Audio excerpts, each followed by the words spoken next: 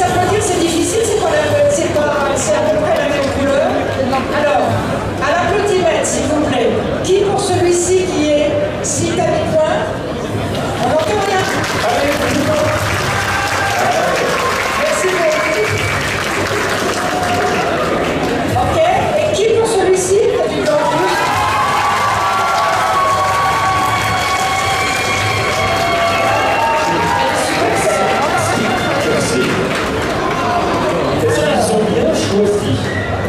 Je sais pas. C'est toi qui es le meilleur pack? Du meilleur pack? Ouais. Allez, à toi de choisir. À savoir que monsieur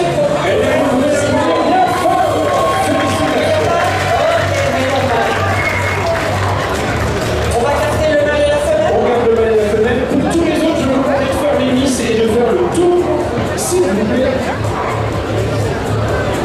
Pensez. Hop, voilà. Toi, tu vas faire les trois.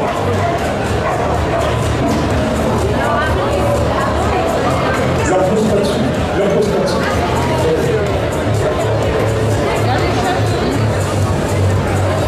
Alors là, on a le mâle et la femelle. Un avec blanc, c'est le mâle.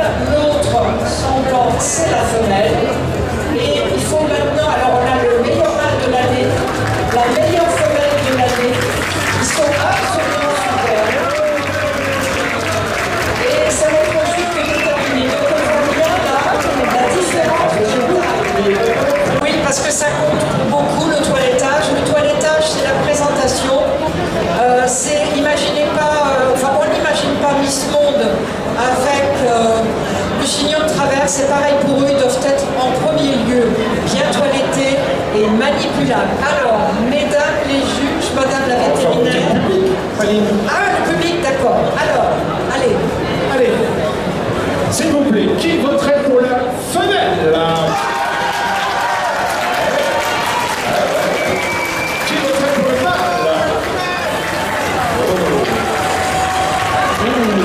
Ça penche du côté de la femelle. Entre les deux. On va recommencer. On commence, on est face tour. Ça va vous réchauffer. Qui voterait pour la femelle? Et qui voterait pour le mâle?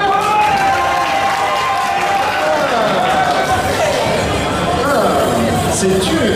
Vous ne trompez pas. Ah non, non, ne te trompe pas.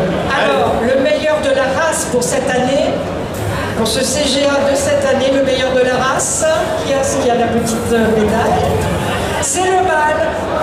Allez, vous pouvez applaudir bien fort, s'il vous plaît. Alors, on s'applaudit. Vous allez passer tout autour, que les gens les voient bien. Tout autour, vous passez, surtout pour ceux qui sont là debout, qui voient bien les chats.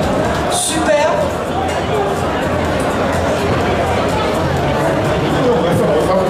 On va faire place pour le chien. Hein? Non, je pense que on lui garde ta photo pour toi. On va se retrouver pour une toute petite présentation qui se trouve sur le podium, qui se trouve de l'autre côté du hall. À 16h30, donc nous avons une petite présentation. Il vient de Sibérie, et aussi, il était beaucoup utilisé dans les grandes plaines de Sibérie par les peuples nomades, pour les troupeaux de rennes aussi. Il est aussi utilisé pour tirer des traîneaux dans des températures de moins 50 degrés, mais aussi dans des températures très élevées en été. Cette race est devenue très à la mode récemment. On a un lot de reproduction de Savoyède. Le reproducteur est une femelle, Mystic Mileti von Weiss Juwelen.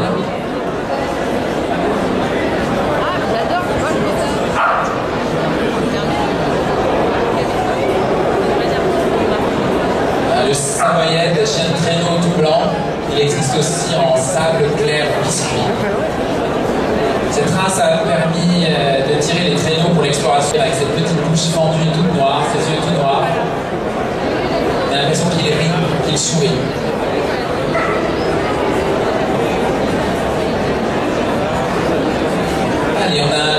de Spitzlou cette fois. Spitzlou, une race allemande qui tient son nom non pas à sa parenté avec le loup, mais à sa couleur gris-loup.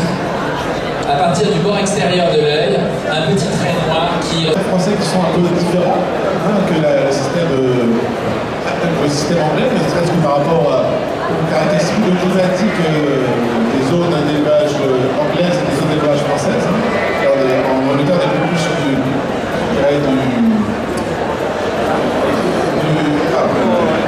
d'humidité, donc on a effectivement des diversités de situations plus importantes. En fait, c'est une race qui est vraiment utilisée dans un sport, mais qui est une race vraiment très utilisée par les élevages de race plus rustiques pour faire du croissant. C'est vraiment, je sais qu'il y a beaucoup de succès sur des brebis de race Lacoule, laitière, pour faire des agneaux, puisque j'ai parlé que la race Lacoule était une partie était sur du lait, mais pour faire du lait, il faut faire un agneau, et donc cet agneau, il est soit fait en race pure, soit croisé, et le Suffolk est une des races, une principale race qui est utilisée sur le croisement dans les bassins. Notre Baudet qui s'élance, lui, accompagné de Sylvie. Oh là là là là là là là, superbe. 0 question, tout en ligne droite.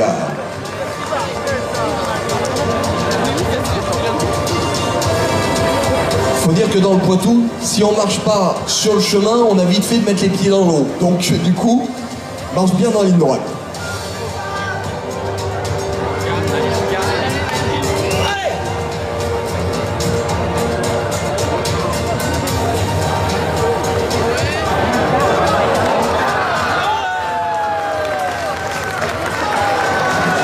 Pas si mal, on a essayé.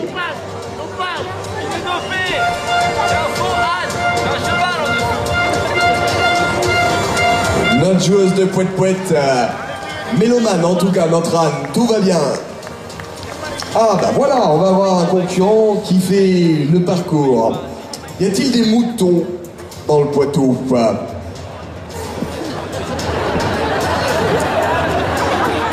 C'est vrai que ça n'a pas une vraie couleur de mouton, ce truc-là, quand même. Il y a de quoi se poser des questions. C'est un mouton léopard, c'est une nouvelle race.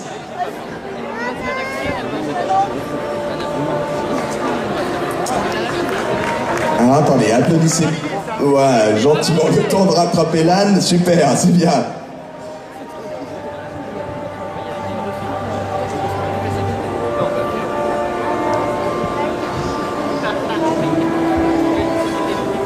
Alors Sylvie.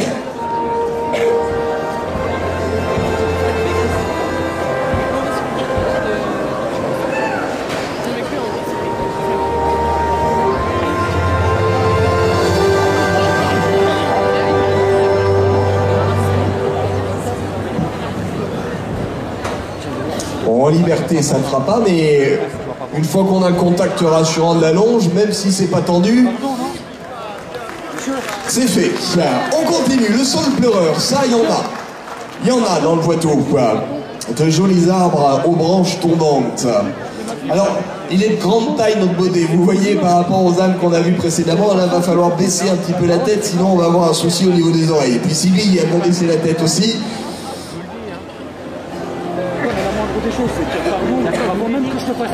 Et voilà, hop, ok. Il y a un plafond. Super.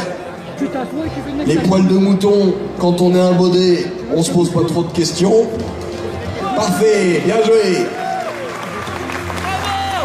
Alors, est-ce qu'on va réussir à maintenir l'obstacle en place? Les boîtes de camembert de Normandie. Parfait, là c'est bien.